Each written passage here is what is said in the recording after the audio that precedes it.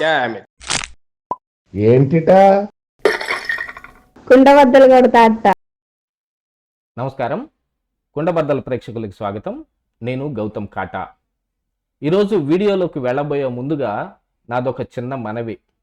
నేను ఇంతకు ముందు అంటే 4 రోజుల కిందట ప్రత్యక్ష రాజకీయాల్లోకి కుండబద్దలు రాబోతోంది అనే వీడియో ఒకటి పెట్టడం జరిగింది. దాని గురించి అన్ని కార్యక్రమాలు సమాయత్తం చేసుకోవటానికి అన్ని రకాలుగా మనం ప్రిపేర్గా ఉండటం కోసం కొంత గ్యాప్ తీసుకోవాల్సి వచ్చింది. అలాగనే మన రెగ్యులర్ స్టూడియోకి కూడా దూరంగా వేరే ప్రాంతాలని సందర్శిస్తూ అక్కడ ఉన్న వాళ్ళందరినీ సమాయత్తం చేసుకునే కారణంగా నేను కొన్ని రోజుల పాటు మన స్టూడియోకి దూరంగా ఉంటాను. అందుకని ప్రొఫెషనల్గా వీడియోలు ఉండకపోవచ్చును, ఇలాగా కొంచెం క్వాలిటీ తక్కువగా ఉండవచ్చునేమో, వీడియో క్వాలిటీ తక్కువగా ఉండవచ్చు, కానీ కుండబద్దలు మాట క్వాలిటీ ఏ రోజు తక్కువగా ఉండదు. కాబట్టి మీరు ఇంతకు ముందు చూపించిన ఆదరణనే దీనికి కూడా ఈ తరహా వీడియోలకు కూడా చూపిస్తారని ఆశిస్తూ ఉన్నాను. ఇక ఈరోజు మన ఈ వీడియోలో మనం చెప్పుకోబోయే అంశం, బీజేపీ టీడీపీల పొత్తు ఖరారు ఎందుకయింది? బీజేపీని అంటే పెట్టుకుని టీడీపీ ఇంతకాలం ప్రయత్నం చేస్తూ ఉన్నా జగన్మోహన్ రెడ్డికే వాళ్ళు ఎక్కువగా సపోర్ట్ చేయబోతూ ఉన్నారు అనే అంశం కూడా తెర మీదకు వచ్చినా కూడా ఇప్పుడు బీజేపీ ఈ టీడీపీ జనసేన కూటమితో కలవటానికి చంద్రబాబు నాయుడిని ఢిల్లీ పిలిపించారు. ఆ వెంటనే పవన్ కళ్యాణ్ కూడా వెళ్ళి మాట్లాడాడు. ఇదంతా ఒక నాణ్యానికి ఒకవైపు నడుస్తూ ఉంటే, నాణ్యానికి మరొక వైపున జగన్మోహన్ రెడ్డి కూడా ఢిల్లీ వెళ్ళి ప్రయత్నాలు చేయటం మొదలుపెట్టాడు. అసలు బీజేపీ ఈ టీడీపీ జనసేన కూటమితో కలవకుండా ఉండటం కోసం ఎన్నెన్ని అంశాలు ఉన్నాయో వాటన్నిటినీ వాళ్ళకి ఎత్తి చూపించో మరే రకమైనగానో, ఎందుకంటే వాళ్ళకి ఏం కావాలన్నా చేసి పెట్టడానికి జగన్మోహన్ రెడ్డి దగ్గర అవకాశం ఉంది. దాంతోపాటుగా వాళ్ళ దగ్గర నుంచి ఏం పొందాలో వాటిని మాత్రమే పొందుతాడు తప్ప, ఇప్పుడు చెప్పినట్టు కేంద్రం మెడలు వంచి ప్రత్యేక హోదా తీసుకురావటం కానీ, పోలవరానికి నిధులు కానీ ఇవేవి అడిగే అవకాశమే లేదు. ఎన్నిసార్లు ఈ 4 సంవత్సరాల 8 నెలల్లో జగన్మోహన్ రెడ్డి ఎన్నిసార్లు ఢిల్లీ వెళ్ళినా కూడా ఈ లిస్టే ఒకటే బయటకు వస్తుంది, కానీ ఈ లిస్టులోది ఏది మాత్రం జరగదు. కానీ జగన్మోహన్ రెడ్డి మాత్రం ఢిల్లీ వెళ్ళి తన సొంతంగా కావలసిన వాటన్నిటినీ సాధించుకునే వస్తూ ఉన్నాడు. అప్పులు ఎబ్బడి ముబ్బడిగా ఎఫ్ఆర్బిఎం పరిధి దాటి మరి ఆయన తీసుకుని వస్తూ ఉన్నాడంటే దానికంతటి కారణం ఎవరు? నరేంద్ర మోడీ, అమిత్ షాలు కాదా? అలాంటి మోడీ, అమిత్ షాలు ఇప్పుడు జగన్మోహన్ రెడ్డిని వదిలేసేసి ఈ టీడీపీ జనసేన కూటమితోటి ఎందుకు కలవాలనుకుంటూ ఉన్నారు? దానికి ఏమైనా ప్రత్యేకమైన కారణాలు ఉన్నాయా అనంటే, ఖచ్చితంగా బీజేపీ ఏదన్నా చేస్తోంది అనంటే దాని వెనక ప్రత్యేకమైన కారణం ఉండి తీరాల్సిందే. అలాంటి కారణం ఏదీ లేకుండాను ఊరక రారు మహానుభావులు అన్నట్టుగా వాళ్ళతోటి పొత్తు ఊరక సాగే అంశం ఏం కాదు.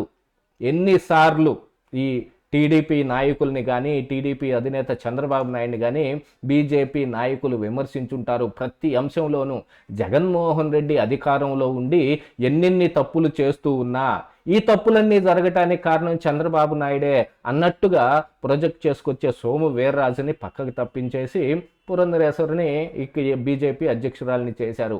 అప్పుడే కొంత ఈ పొత్తుల మీద అవగాహన కోసమో ఈ పొత్తులు ఖరారు కాబోతున్నాయి అనే దాని మీద ఊహాగానాలు వచ్చాయి.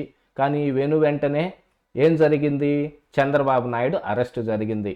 ఈ చంద్రబాబు నాయుడు అరెస్టు వెనుక ఈ బీజేపీ హస్తం ఉంది. బీజేపీ వెనకుండి చేయించందే జగన్మోహన్ రెడ్డికి ఎంత పని చేసే ధైర్యం లేదు అని రాజకీయ విశ్లేషకులందరూ విశ్లేషించారు ఆ రోజుల్లో. టీడీపీ మాత్రం బీజేపీ ఉందని మేము అనుకోవటం లేదు అని నర్మగర్భంగా నారా లోకేష్ చెప్పాడు. ఆ తరువాత లోకేష్ ఢిల్లీ వెళ్ళి హోంమంత్రి అమిత్ షాని అపాయింట్మెంట్ కోసం ప్రయత్నం చేశాడు. చంద్రబాబు నాయుడు జైల్లో ఉండగానే కొంత ప్రయత్నాలు చేసినా అవేం ఫలించినట్టుగా కనిపించలేదు. కానీ కొన్నాళ్ల తరువాత నారా లోకేష్కి అమిత్ షా అపాయింట్మెంట్ ఇవ్వటం జరిగింది. అటు పక్కన తెలంగాణ కిషన్ రెడ్డిని, ఇటు పక్కన ఆంధ్రప్రదేశ్ పురంధరేశ్వరి ఇద్దరిని కూర్చోబెట్టుకుని అమిత్ షా మాట్లాడాడు. ఏం మాట్లాడాడు అనేది ఎవరూ చెప్పకపోయినా ఈ పొత్తు అంశమే మాట్లాడాడు అనేది మాత్రం ఎవరు అనుకుంటానికి వీలేం లేదు. కానీ బీజేపీ మాత్రం ఆ రోజు నుంచే పొత్తు సంగతి ఏమిటి అని ఆలోచిస్తుంది అని కొన్ని వార్తా కథనాలు మాత్రం బయటకు వచ్చాయి. దీనంతటికీ కారణం ఏమిటంటే, మనకు రామ్ మందిర్ ఉంది, ఆ రామ్ మందిర్ మాకు 400 సీట్లు తెచ్చిపెడుతుంది, మా నరేంద్ర మోడీ ఛాతీ 38 అంగుళాలు ఉంది, 380 సీట్లు గ్యారంటీ, ఇలాంటి మాటలు ఎన్నైనా చెప్పుకోవచ్చు. కానీ వాస్తవం మాత్రం ఒకటి ఉంటుంది. ఆ వాస్తవానికి దగ్గరగా ఉండేలాంటి మన కుండబద్దల్లోనే ఒక సర్వే రిపోర్టును కూడా నేను ఒకసారి మీ అందరికీ అందించడం జరిగింది. కొన్ని కార్పొరేట్ శక్తులు వాళ్ళు ఇంటర్నల్గా చేయించుకున్న కొన్ని సర్వేల ప్రకారంగా ఎన్డీఏకి కానీ ఇండియా కూటమికి కానీ సరైన మెజారిటీ వచ్చే అవకాశమే లేదు అనేది ఆ సర్వే యొక్క సారాంశం. ఇదే విధంగా అందులో తెలుగుదేశం పార్టీకి 17 నుంచి 19 ఎంపీ సీట్లు వచ్చే అవకాశం ఉంది, జగన్మోహన్ రెడ్డి కేవలం 5 నుంచి 8 మాత్రమే వచ్చే అవకాశం ఉందని కూడా వాళ్ళు ఆ రోజు చెప్పారు. కానీ నిన్నటికి నిన్న ఇండియా టుడే సర్వేలో ఏం తేలింది? సేమ్ ఆ రోజున ఆ కార్పొరేట్ సంస్థలు చేయించిన సర్వే ద్వారా ఏం తేలిందో ఇప్పుడు అదే తేలింది. అంటే ఆల్మోస్ట్ ఆల్ బీజేపీకి బలం తగ్గిపోతుంది. నార్త్ ఇండియాలో ఎంత బలంగా మేము ఉన్నాము అని చెప్పుకుంటున్నప్పటికీ సౌత్ ఇండియాలో ఉన్న 159, 160 సీట్లలో దరిదాపుగా వాళ్ళకి 25 నుంచి 30 మాత్రమే వచ్చే అవకాశం ఉందనేది కూడా ఆ సర్వే యొక్క సారాంశం. దానికే వాళ్ళు కొంచెం ఈ పరిధిని దాటి పెంచుకొని ఈ ఎన్డీఏతో కానీ ఇండియా కూటమితో కానీ కలవకుండా ఉన్న ఈ జగన్మోహన్ రెడ్డినో లేకపోతే ఇటువైపు చంద్రబాబు నాయుడునో ఆకట్టుకునే ప్రయత్నాలు చేస్తూ ఉన్నారు. ఎందుకంటే కేవలం వాళ్ళ కోసమే వాళ్ళు ఏమైనా చేస్తారు. ఇలాంటివి జరుగుతున్న ఈ తరుణంలో మరి జగన్మోహన్ రెడ్డిని వదిలేసేసి, ఎందుకంటే జగన్మోహన్ రెడ్డి అని అంటే నరేంద్ర మోడీ కానీ అమిత్ షా కానీ దత్తపుత్రుడి లాంటి వాడు అనేది అందరికీ తెలిసిన అంశమే. జగన్మోహన్ రెడ్డికి ఏదైనా కావాలి అని అంటే ముబ్బడిగా చేసి పడేసే అవకాశం ఈ నరేంద్ర మోడీకి కానీ అమిత్ షాకి కానీ ఉంది. అలాంటి వాళ్ళు ఆ పొత్తుని అంటే అనధికారికంగానే ఉన్నప్పటికీ దాన్ని తెగతెంపులు చేసుకొని అధికారికంగా ఇప్పుడు టీడీపీతో పొత్తు పెట్టుకోవడానికి కారణం ఏమిటయ్యా అంటే, ఇక్కడ జగన్మోహన్ రెడ్డి గెలిచే అవకాశమే లేదు. జగన్మోహన్ రెడ్డి తన సొంతగా తనకున్న ప్రభావాన్ని మొత్తం కోల్పోయాడు.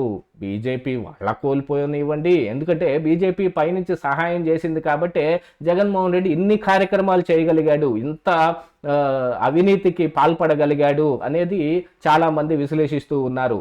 ఆ అవినీతి మొత్తాన్ని తుడిచిపెట్టడం కోసం మాకు ఏం పాపం తెలియదు, ఇది మేము అంటుకోలేదు, ఇది మాది కాదు అని చెప్పడం కోసం ఇప్పుడు టీడీపీతో కలవటం కోసం బీజేపీ అరువులు జాస్తోంది. కాబట్టి బీజేపీ ఇప్పుడు ఈ టీడీపీ జనసేన కూటమితో కలుస్తుంది. దాంతోపాటుగా గెలుపు గుర్రాలు ఎవరైతే ఉన్నారో వాళ్ళతోటి ఇప్పుడు బీజేపీకి చాలా అవసరం. అటు నితీష్ కుమార్ని బయటకు లాగేసి ఎన్డీఏ కూటమిలో చేర్చుకోనివ్వండి, ఇండియా కూటమికి దెబ్బ కొట్టనివ్వండి. ఇండియా కూటమి ఏ రోజు బలపడకుండా ఉండాలి అని అంటే ఎవరిని ఖాళీగా ఐడియల్గా ఉంచకూడదు. దాన్ని అందరినీ మనం లాగేసుకుని మనలో కలిపేసుకుంటే మనం అనుకున్నవి మొత్తం జరుగుతాయి అనే బీజేపీ ఆలోచిస్తుంది. కాబట్టి ఈరోజు టీడీపీ జనసేన కూటమితోటి పొత్తుకు బయలుదేరింది. ఊరక రాలేదు ఆ మహానుభావులు.